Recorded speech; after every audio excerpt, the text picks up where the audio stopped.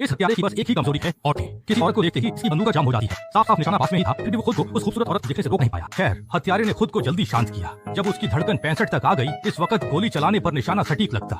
इसके बाद हत्यारे ने तेजी से बंदूक का बोल्ट खींचा और अपने निशाने के सिर पर निशाना साधा। जैसे ही वह हमला करने वाला था, अचानक वह औरत निशाने के करीब आ गई। शीशा टूटा और वह औरत नीचे गिर पड़ी। निशाना डर के मारे सिर पकड़कर भागा। बॉडीगार्ड ने तेजी से पर्दे खींचकर निशाने को हत्यारे की नजरों से ओझल कर दिया। हत्यारे ने दोबारा गोली चलाने का मौका गंवा दिया। उसके पास पछताने का वक्त नहीं था। अपनी आदत के मुताबिक हत्यारे ने बंदूक के पुर्जे अलग किए और बैग में रख लिया। फिर हत्यारा तेजी से नीचे उतरा और बाहर निकलकर बंदूक की नली कूड़ेदान में फेंकी। उसने एक इलेक्ट्रिक स्कूटर चुना और उसका स्मार्ट लॉक तोड़ा। पुलिस की गाड़ी आने से पहले हत्यारा स्कूटर लेकर उल्टी दिशा में निकल गया। रास्ते में हत्यारा नहीं रुका। उसने मैगजीन नाली में फेंकी और बाकी पुर्जों का बैग सड़क किनारे कचरे की गाड़ी में डाल दिया। राहत की सांस लेते हुए वह पुलिस की गाड़ी से बचने के लिए तंग गली में मुड़ा। फिर स्कूटर छोड़कर फुटओवर ब्रिज पर चढ़ गया।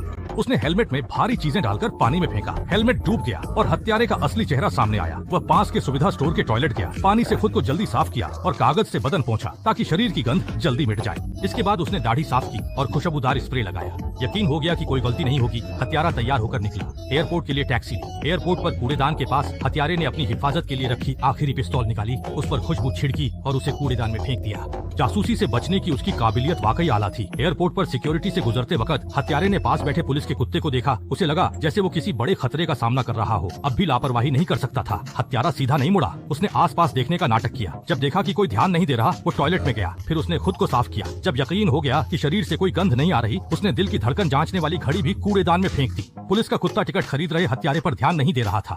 हत्यारा सिक्योरिटी जांच से निकलकर एक सुनसान टेलीफोन बूथ पहुंचा। उसने एजेंट को बताया कि मिशन फेल हो गया। एजेंट हैरान रह गया। ये उसकी पहली नाकामी थी। निशाना बहुत चौकन्ना था, इसलिए दोबारा मौका मिलना आसान नहीं था। हत्यारे के पास उसकी बकवास सुनने का सब्र नहीं था। उसने फोन काट दिया। अब उसे सिर्फ चिंता थी कि क्या वो आखिर तक बच पाएगा। प्लेन में बैठने के बाद हत्यारा अब भी तनाव में था। उसने देखा कि सूट पहने एक संदिग्ध आदमी प्लेन में भी धूप का चश्मा लगाए है। ये बहुत अजीब था। हत्यारे ने सोचा कि ये आदमी बुरे इरादे से आया है। घबराकर वह कनेक्टिंग फ्लाइट के एयरपोर्ट पर उतरा। सिक्योरिटी जांच में फिर उसका सामना सूट वाले आदमी से हुआ, जिसकी धारीदार जुराबें और पैर हिलाने की आदत हत्यारे को नजरअंदाज नहीं हो सकती थी। उसने सावधानी के लिए अलग फ्लाइट लेने का फैसला किया, इसलिए उसने कुछ देर एयरपोर्ट के होटल में रुकने का फैसला किया। हत्यारे ने होटल में पहले एक स्टीक ऑर्डर किया। उसने पानी पीने वाला गिलास दरवाजे के हैंडल पर लटका दिया। स्टीक का ढक्कन दरवाजे से सटाकर रख दिया। अगर कोई अंदर घुसता तो हत्यारा तुरंत हरकत में आ सकता था। फिर हत्यारा स्टीक चाकू लेकर सोफे पर बैठ गया। उसने कमरे की बत्ती बंद कर दी। रात शांति से बीती। अगले दिन बाहर निकलने से पहले हत्यारे ने दरवाजे से झांक कर देखा। जब उसे यकीन हुआ कि सब सामान्य है, वह एयरपोर्ट गया